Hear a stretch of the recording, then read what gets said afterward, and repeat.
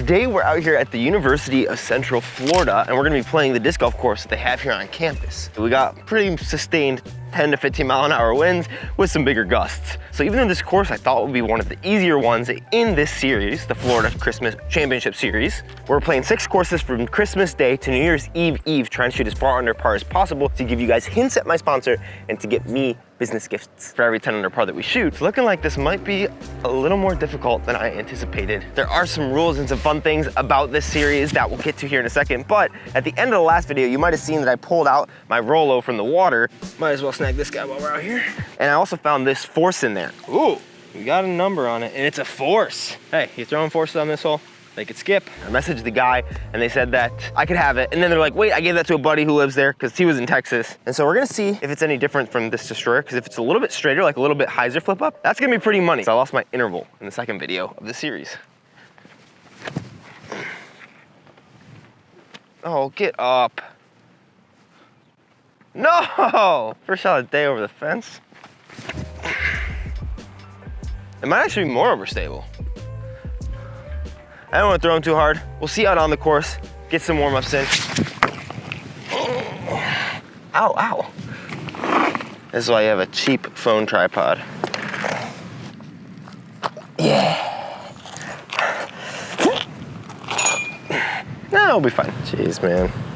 I need to shoot at least 6 down today. It's windy. Let me tell you why. This series has a bunch of milestones. There's already been some stuff revealed in this series, like how we're waiting for me to announce my sponsorship because we're gonna be dropping my first ever double foil stamp design. And we revealed a little bit further what that stamp actually looks like, because for every 10 under par, more and more will get revealed there. And for every 10 under par that we shoot collectively throughout this whole series, I get a present for myself. And the most important thing to my wife is that if I can't shoot 30 under par throughout these 6 videos, the mustache is gone. I have to shave it. Luckily, we are currently 24 under par through 3 rounds. This round, we're gonna be playing from the longs. There's shorts and longs. I don't even really know where the longs are, to be honest, but the shorts I think are just too easy. I think it's par 54, 4,400 feet or something like that. So all the warm-up shots that you've been seeing are from the short tee pad, but we'll be playing from the longs if we can find it. There are 2 fun rules though. One, you have 2 off the top. That's just a typical disc golf thing. Everything else is straight up, except you get 1 Rololigan per round, meaning that you can throw the Rolo instead of whatever shot you just threw, but you have to take the Rolo. I'm hoping for at least 10 under par, but 6 and I'm happy because that unlocks something else for you, unlocks another gift for me, and locks in the mustache for now. I can lose it if I shoot over par for another 2 rounds, but I don't think that's gonna happen. I don't think they're actual pads. 342 it says. Looks like we are 19 feet behind the tee pad. So the tee pad I'm guessing is right here. I see some markings. I don't think anyone ever plays this one. We'll go Athena and strike more than likely. Oh, that's bad. Okay, glad we got to off the top. I was very afraid of all this stuff. I don't think I want to go strike. I think I want to go Firebird. Just make sure that we have some bite at the end. That should be good. Maybe a little short, not 100% sure, but if we start at 1 for 1, we're pretty happy. RIP to all the fallen Innova discs. 1 through 1, baby. I'm glad I got that force. You know, we got another water disc now. You're gonna have to actually see how she flies though. It's a really pretty stamp. A very similar color to my interval that I lost, unfortunately. I think it's from a tournament in Texas. All right, so I'm pretty sure we're teeing off from next to this little stump here. We'll just call it tee pad this. 370 it says to the basket down there. Oh wait, you just says that we're 23 feet in front of the tee pad. We have a longer hyzer tee pad. It is a pretty big right to left though, so it kind of scares me to I feel like I'd have to throw it at that pole. You know what, 370, I almost wonder, because of it's mostly a tail, if I just go Midnight Prowl 2. Oh, not if you throw nose up though. Just die, just die, just die, just die, just die. We'll be fine, that's a little short. All right, good to realize. I've been filming 2 of these a day. My body is very tired. Realize that? Disc up a little bit. We got it right to left. Stay up. Ooh, so glidey. Wow, they're so glidey. And that is such a far comeback putt. Oh God. All right, I made to figure these out in the wind. Holy cow. All right, back to even. That was really bad. Bad hole altogether. Yikes. Those things get taken by the wind. I don't know if those are gonna be my putting putters for the season because holy crap, do they not slow down. This one, the tee pad, you just says is right here. It's 469, basically straight that way, I guess. But we have a big tailwind, so might try to throw a more big controlled turnover with something like this Zeta's Moon and see if we can get a look at the 2 because it's par 4, but turn the tailwind. Keep turning. Uh-oh. I think that should still be an up and down. Whew. My discs are not reacting the way that I expected them to. I think this is like by far the stiffest one we've played in. I'd say it's probably 15 plus sustained, and I'm by far the most tired that I've been. Calibrate, I think that could have gotten there if I actually put it a little more on angle, but with the wind pushing against the way that it's spinning, it's always gonna be hard for it to really kind of get all the distance. All right, where do we go? Oh, nice, we're right on the outside here, perfect. Yeah, ride the wind, baby. Frankly, coming into this round, I was like 6 down, given, no question, easy peasy. Now I'm like, chill out, disc up. That's gonna be the name of the game today. When I get tired, I'm also get stressed. So let's not do that. Get back to 1 under through 3. All right, it's looking like, according to Udisc, we're not playing any real T-pads today. Everything's gonna be weird. Because this one is right here at this edge to that basket. Udisc calls it 443. I'm gonna range it because it doesn't quite look that far, frankly. It's a very strong head right to left. Basket's right around 400. So we should be able to get there even in a headwind, but I do think we're gonna go this force. Wow, I don't like this at all. Way right.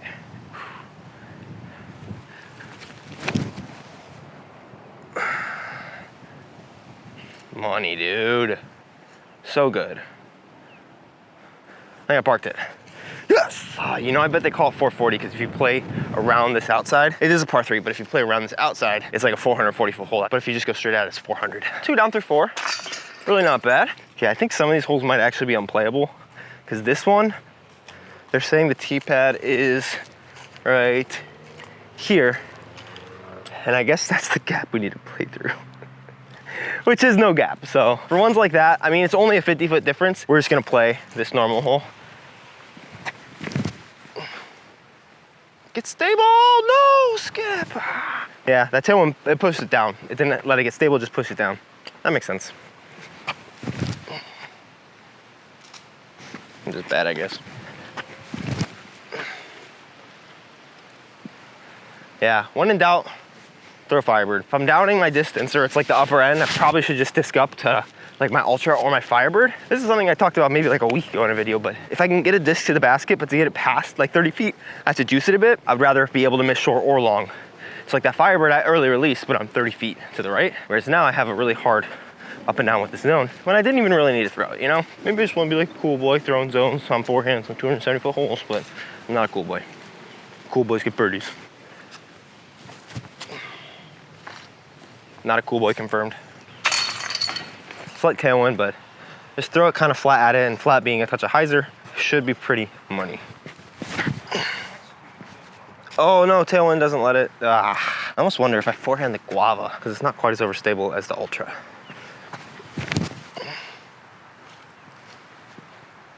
Kind of got sneaky. So the proxy ended up being fine, just was a little far, so we got a little circle 2 comebacker. Just got to jam it in the center. I don't get these putters. All right, our basket is over to the left. We're waiting on a couple people. It's kind of way busier than I expected, which is really nice. Probably just a Guava, maybe an Ultra, because they're slightly downhill. That looks pretty good. I think it's right where I want it to be. Okay, that's not what I wanted to do at all. Aim at a link and spin it in there. 220 straight ahead is what this hole's gonna be playing. I don't know if I'm doing this today. I haven't washed back the coverage and I haven't really thought about too much what. When I get tired, I get more over my putt. So I go forward more. And when I'm putting the best, I'm a little sat back. My weight is in between my feet so it can transfer and I can keep it back and just let the putter go forward. Kind of like instead of being here and doing a spinny putt, being here and doing a spinny putt off the back leg. So that was something to think about. R2 proxy, baby. That was terrible. I'm gonna take my roll again. No, we'll make that putt. This is too touchy of a hole. There's a chance. There is a chance.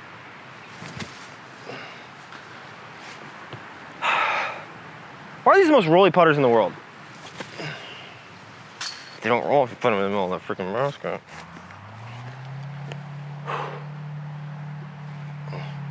There we go. Aiming at the middle, set it right. 2 down through 8. Let's get to 3 through 9.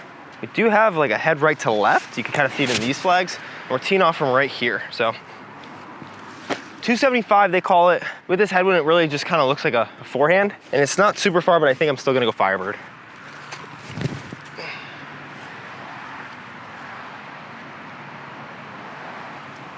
It's calling my name to go deep and make a putt. This is so frustrating. I don't know why I can't make a first putt right now. Ultimately, like for me, the number for the whole weekend is 40 under minimum. 40 under is perfect because you can almost make out who my new sponsor is gonna be, but maybe not quite. Just some of you definitely can. And I get like the first major gift that I really want for myself. We don't even need half of them. We just need 4 of them. We just need to get to 30, and we got 2 more rounds to get to 40 or 50. Come on, we can do that. Backed up to the road, short pad's up there, long pad 230 from here into a headwind, right to that basket. I think it's an Envy. Maybe I should have taken my roll again there, but I feel like I'll have a better chance. We have it saved. We have everything that we need to shoot 4 down on this back.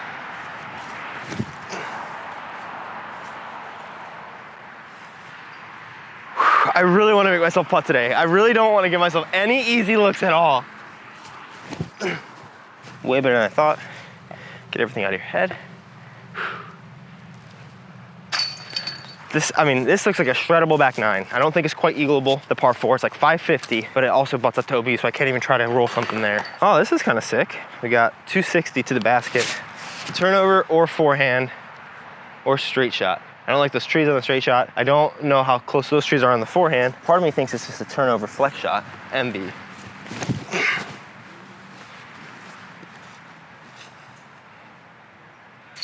Maybe it should have been a zone just because it didn't have a lot of late stability like I wanted it to. It is a pretty stable MV. Pretty good shot, honestly. Yes, dude. Well, let's go. So it seems like Udis is telling me that the tee pad is between these ties here, which is kind of fun. 257, headwind. I would think zone, but I might just go ultra, just be extra safe. Like I was saying, miss long. It's not OB long, but there's like crap long.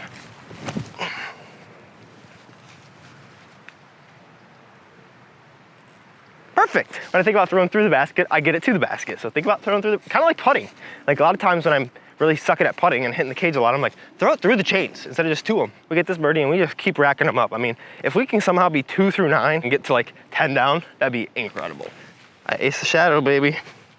So it's all about. All right, you might be able to see a basket way down there. It's 550 something. Just rip a destroyer out there.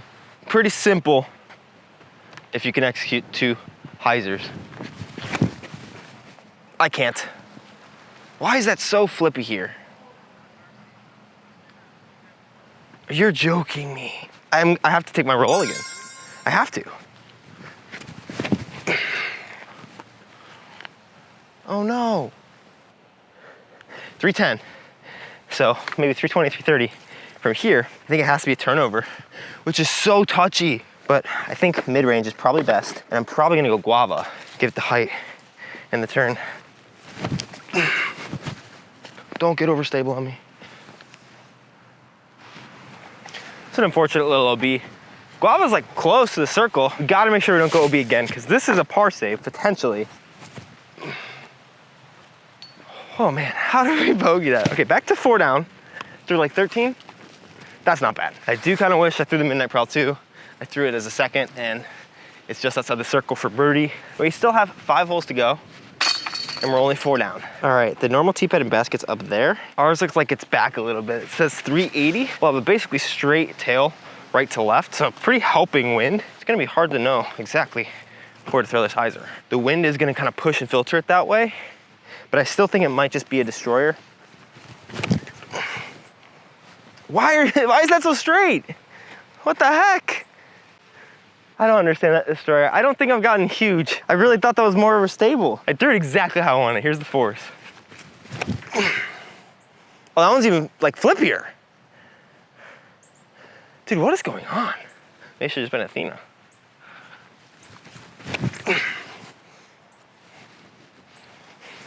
Athena's gonna be parked. That's so annoying. Note to self, when in doubt, throw an Athena hyzer. Oh man, I keep popping my nose down. And then I just do something like that, like a silly goose. I don't know why I do that sometimes. Sometimes when I get lazy with it, I just kind of pop it down instead of forward. Like open up the hand, buddy. All right, if these were like actual tee pads instead of just UDIS markings, this would be a pretty solid course, but as it stands, it's so annoying just setting this stuff up for the long pads when it's like, you can't put long tees when there's no actual tee. I mean, I guess you can't. It honestly sounds like something I would do with a layout I'm designing. It could be something like the Destroyer. I just don't trust these guys right now.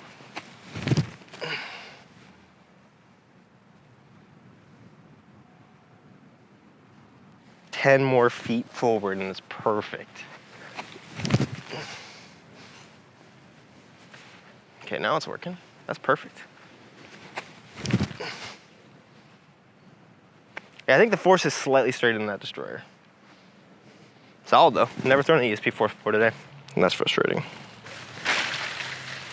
All right, 16 is 310. We got a headwind straight ahead of us there. Kind of coming off this lake, head right to left. I was thinking it wasn't gonna make this a significantly different shot, just maybe 50 feet longer, which is definitely a little harder. But the headwind is kind of tricky here. You know what? We're gonna get through the basket.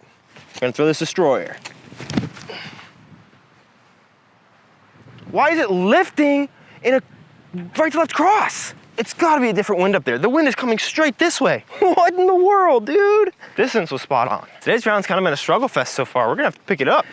I needed a flag on the thing so I could realize how different the wind was. Get it. Come on, baby. Friggin' subscribe, people. Let's go. Twice it's luck, it's luck, it's luck. Dang it, it's always luck with me. It's never because I'm good. Every time that I've done that, it's been luck. Like 180 feet, go to the X zone.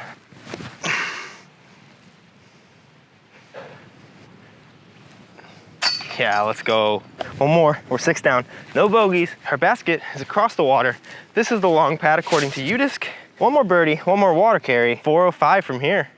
Call it 385 on UDisc. Looks like we're going force. If anything, miss inside and take the easy 3.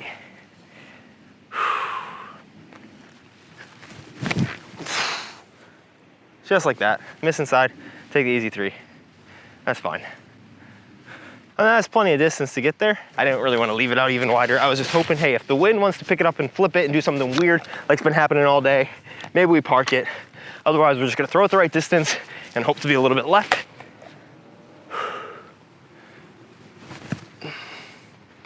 Hey, that's fine. You don't need to subscribe, but you gotta like. Psych. Had a lot more challenge than I thought.